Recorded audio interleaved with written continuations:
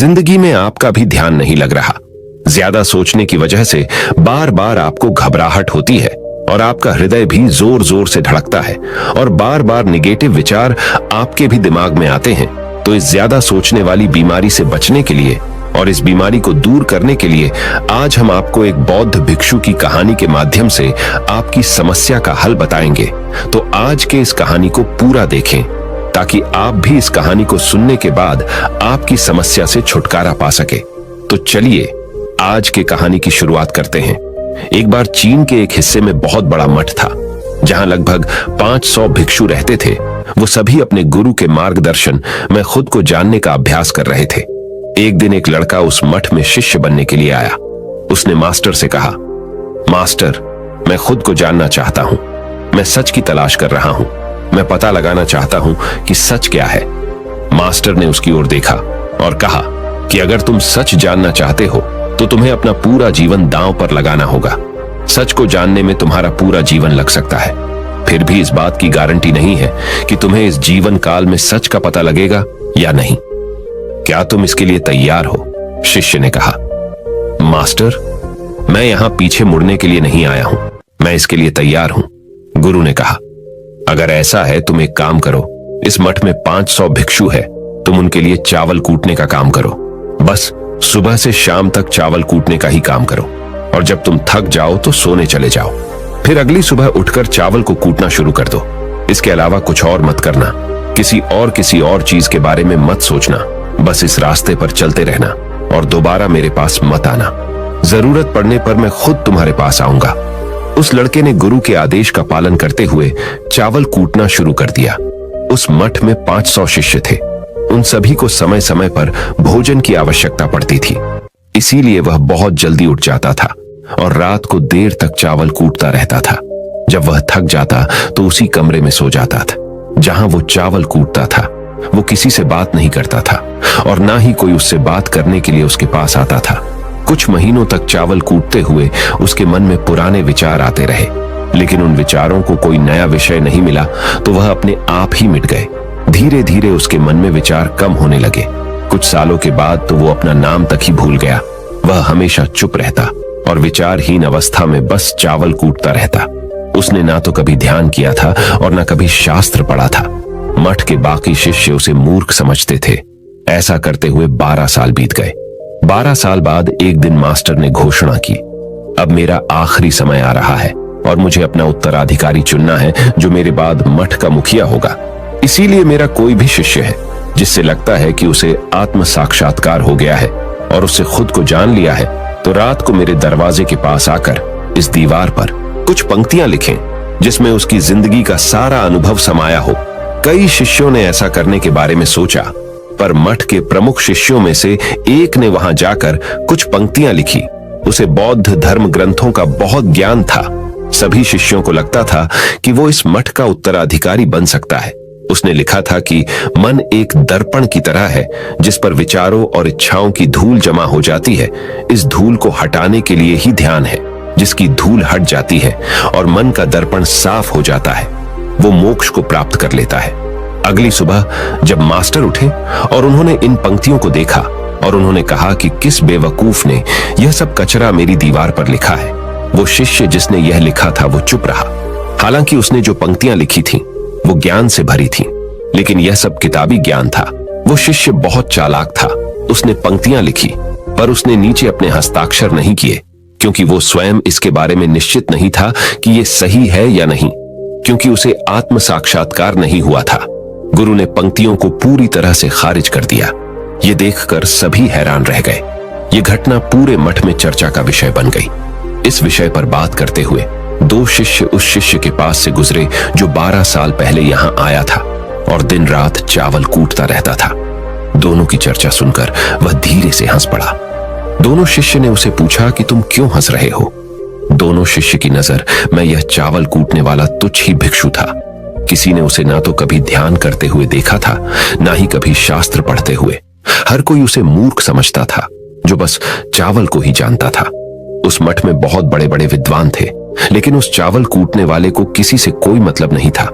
इसीलिए वह दोनों शिष्य उसे मुस्कुराता हुआ देखकर चकित रह गए।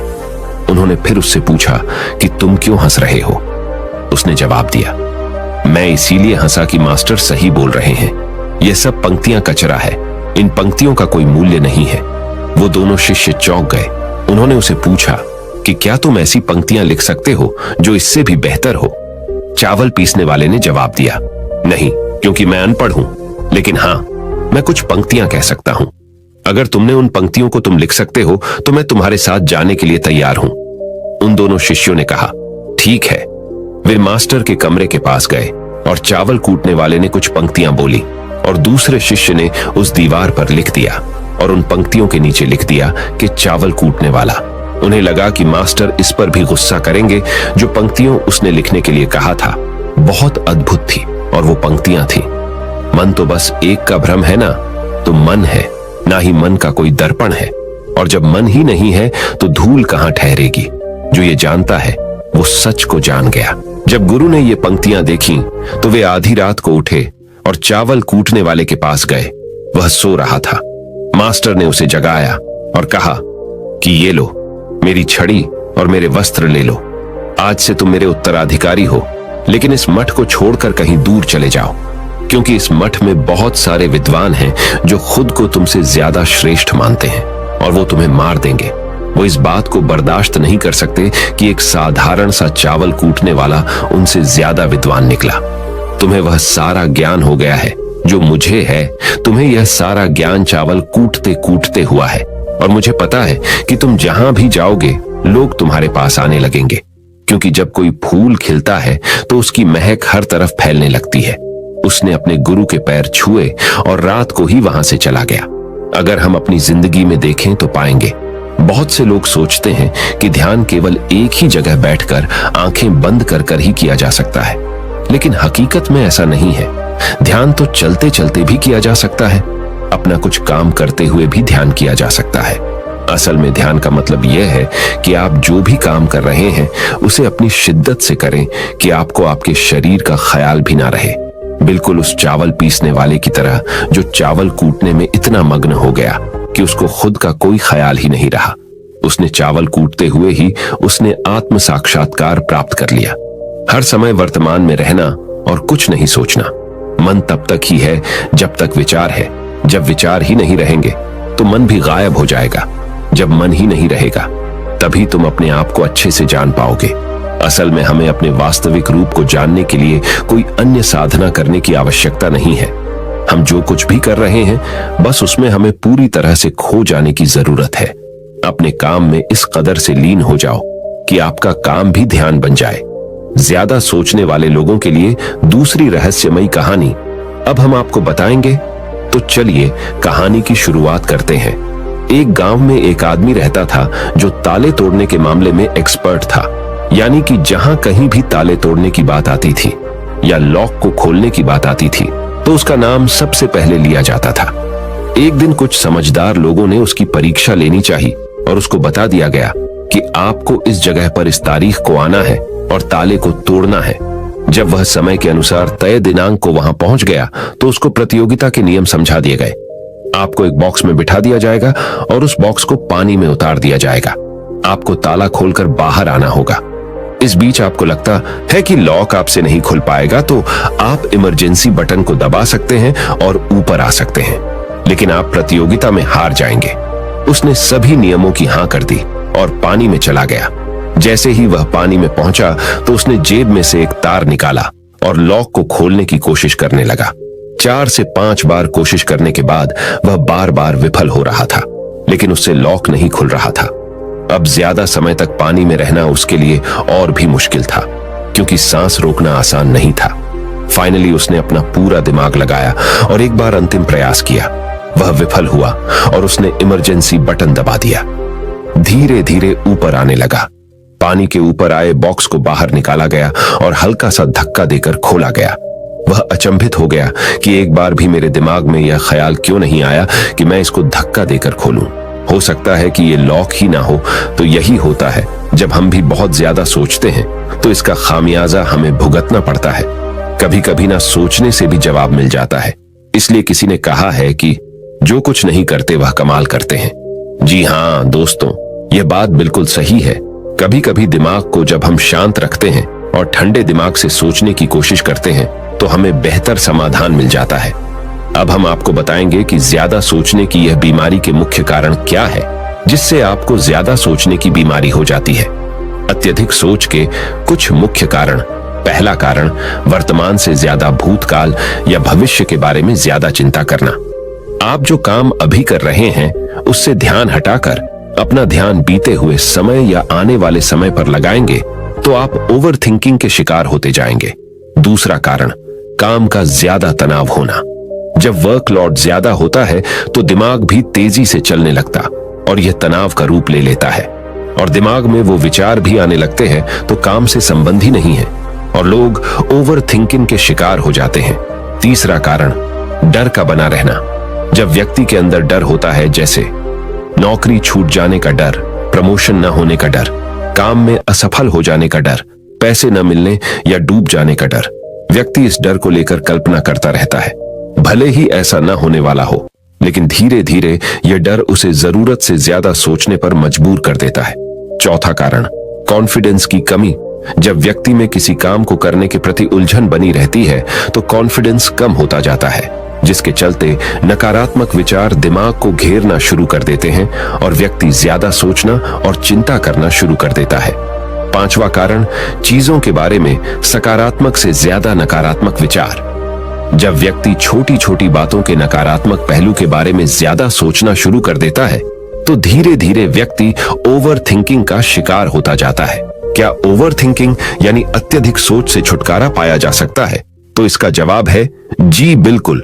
ओवर थिंकिंग यानी अत्यधिक सोच से छुटकारा पाया जा सकता है, हालांकि थोड़ा समय लग सकता है, लेकिन यदि आप नीचे दिए स्टेप्स को फॉलो करते हैं तो आप ओवर थिंकिंग की प्रॉब्लम से यकीनन छुटकारा पा सकते हैं। तो आइए जानते हैं कि ओवर थिंकिंग की समस्या से छुटकारा कैसे पाएं। ओवर थिंकिंग यानी अत्यधिक सोच से छुटकारा पाने के उपाय। ये सब जानते हैं कि पहले विचार दिमाग में आता है, फिर वो क्रिया का रूप लेता है। हमें कोई भी काम सोच समझकर करना बहुत जरूरी है, पर किसी काम को लेकर जरूरत से ज्यादा सोचना और वो बातें भी सोचना जो काम से संबंधित नहीं है, आपको और आपके काम दोनों को नुकसान पहुंचाता है। तो थिंकिंग प्रॉब्लम नहीं है, बल्कि ओवर थिंकिंग प्रॉब्लम है और इसे कम करना जरूरी है। तो आइए जानते हैं ओवर थिंकिंग यानी अत्यधिक सोच से छुटकारा या कम करने के उपायों का। पहला उपाय, स्वीकार करें कि आप जरूरत से ज्यादा सोचते हैं। इस बात को मन से स्वीकार करें कि आप ज्यादा सोचते हैं और आपको ऐसा नहीं करना है। जब आप इस बात को स्वीकार कर लेंगे तो आप इससे छुटकारा पाने के लिए अपने आप को तैयार कर लेंगे। आप ओवर थिंकिंग को लेकर जागरूक हो जाएंगे। जब भी आपको लगे कि दिमाग में फालतू विचार चल रहे हैं, तुरंत उसे वहीं रोक दो और ये सोचना शुरू करो कि आपने सोचना कहां से शुरू किया था। तब आपको मालूम होता जाएगा कि आप कितनी फालतू की बातें सोचकर अपना समय और शक्ति बर्बाद कर रहे हैं। दूसरा उपाय, हमेशा सकारात्मक सोचने की कोशिश करें। क्या गलत हो सकता है कि जगह क्या अच्छा हो सकता है। सोचें। नकारात्मक विचार डराते हैं और आपका दिमाग चिंता से दौड़ने लगता है। जब आप उन नकारात्मक चीजों पर ध्यान केंद्रित करने लगते हैं जो कही हो गई, तो तब आप दिमाग के गुलाम हो जाते हैं। लेकिन जब आप सकारात्मक रूप से सोचते हैं तो दिमाग आपका गुलाम होता है। सकारात्मक रहने का मतलब यह नहीं है कि आप चीजों के सिर्फ एक पहलू को देखें, बल्कि सही और गलत दोनों पहलुओं को देखना जरूरी है। पर केवल नकारात्मक सोचना या ज्यादा नकारात्मक विचार आपको अनुचित सोचने पर मजबूर कर देते हैं। तीसरा उपाय, योग, ध्यान और व्यायाम करें। योग, ध्यान और व्यायाम मस्तिष्क और शरीर को स्वस्थ रखते हैं। ध्यान काफी लाभदायक है, इसे अपने जीवन का हिस्सा बनाएं। चौथा उपाय, वर्तमान क्षण में जीने की कोशिश करो। कभी कभी लोग बीती हुई बातों या घटना के बारे में ही सोचते रहते हैं और तनाव में आ जाते हैं। इसी प्रकार जो समय आने वाला है उसे लेकर भी इतनी चिंता करते हैं कि तनाव में रहते हैं। तनाव में दिमाग हावी हो जाता है और फालतू बातें सोचने लगता है। जो समय बीत गया है उससे सीख लो, जो आने वाला है उसकी तैयारी करो। लेकिन यह आप तभी कर सकते हैं जब आप वर्तमान में रहें। इसलिए आप जो अभी कर रहे हैं तो पूरा ध्यान उसी पर लगाओ। पांचवा उपाय, जो बात आपको परेशान कर रही है उसे लिख लें। आपके सोचने के तरीके और आपके महसूस करने के तरीके के बीच एक मजबूत संबंध है। आपके सोचने का तरीका आपकी भावनात्मक स्थिति को प्रभावित करता है और आपकी भावनात्मक स्थिति आपके सोचने के तरीके को प्रभावित करती है। तो जो बात आपको परेशान कर रही है उसे लिख लें। अब उस बात के बारे में यह लिखें कि